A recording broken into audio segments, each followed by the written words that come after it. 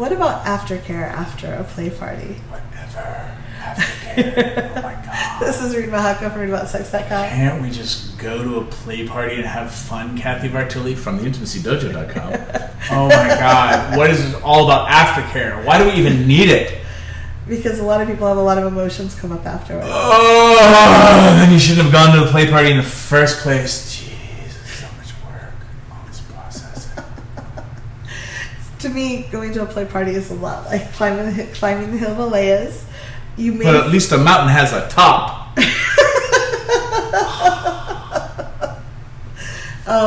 A lot of people find after the event is over, or even a couple days afterwards, there's emotions and feelings come up. Because you've probably stretched yourself, you've faced some emotions you haven't felt before. You saw your partner play with somebody for the first time, or maybe you went to a play party alone. Mm-hmm. So you've got aftercare happening, needs happening, and you don't have a partner that you went with. Mm-hmm. Yeah. So what are some things you recommend for aftercare? Well, okay, so there's a couple of different kinds of aftercare. There's, in the kink scene, in the kink world, post-scene. There's post-scene aftercare. So after I have spanked you, or tied you up, and now you're untied, or whatever the things are, what do you need to come back down to earth, right?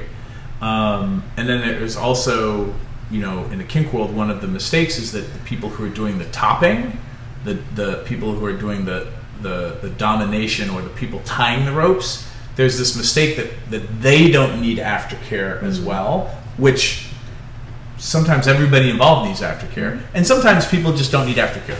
Everybody's different.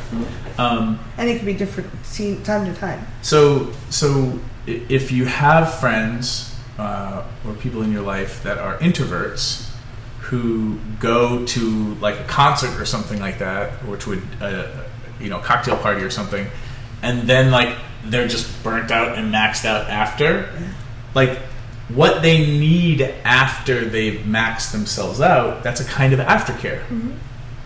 But if no one's ever talked to you about those things, you might not even know that you need it. Mm-hmm. And then you stretch yourself by trying something new, like a play party or something.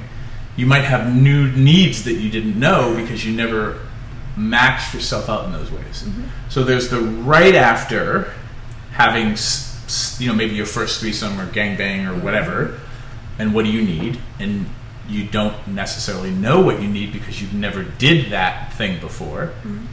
And then there's the, what do you need on the drive home? What do you need the next morning? Yeah. For me, it's the day after. Week? It's the second day after. I usually wake up and I'm like, for me, a lot of I have an abuse history, so I have a lot of feelings come up, and I'm a bigger person, so I have some body image issues, and I go to the play party, I will feel a lot of feelings, and it's really powerful for me to do it. It's like, it's been really healing and affirming to me to see people having consensual pleasure, to have consensual pleasure and give it, and just, it's very affirming for me. And it brings up a lot of emotions, so I can feel, it's usually it's the second day after, I'm just like, I'll wake up and I'm like, oh my God, I just feel like I went through like deep therapy or something. My brain, I feel tired, I feel repressed. And until I learned Con Drop, you have a great article on it. Mm-hmm. I'll put the link below. It's a phrase for after you've been to a conference, like the hangover, the conference hangover, the Con Drop, mm-hmm. after going to an event. Yeah. So I'll put the link below if you want to read it, because I think it applies mm-hmm. to this, and it's very helpful. I love the way you describe it. But until I realized what was happening, it was like probably the fourth or fifth time it happened. Even though I knew about Con Drop, it would be a couple days later. I'm like, oh, that was Con Drop. And now it's like, oh, life is so bad. Oh, wait, it's Con Drop. You remember faster that the thing is happening. And then I've also learned to plan in things I need. Mm-hmm. So like that second day, I might schedule a massage in the evening, or I might like ask a friend to go to lunch with me, because just talking about it helps me. Mm-hmm. So learning what you or your partner needs through that can be really useful, and just trying different things. So, and you have some great suggestions in that article. So. Yeah, I mean, it's going to be different from person to person, maybe from time to time.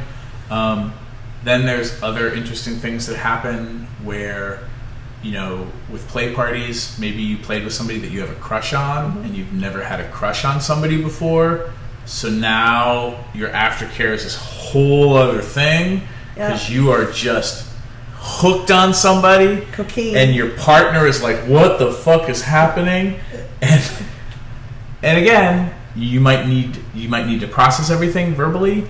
You might need distance. You might need this or that. Like, so building into your relationships and building into your own self-awareness. I just did this thing. What do I need? What do I know I've needed in the past in other related situations or in other, big things I've ever tried that helped me integrate, ground, come back to reality, become a productive member of society? And are any of those things useful the day after I had my first orgy? Yeah. We don't know yet.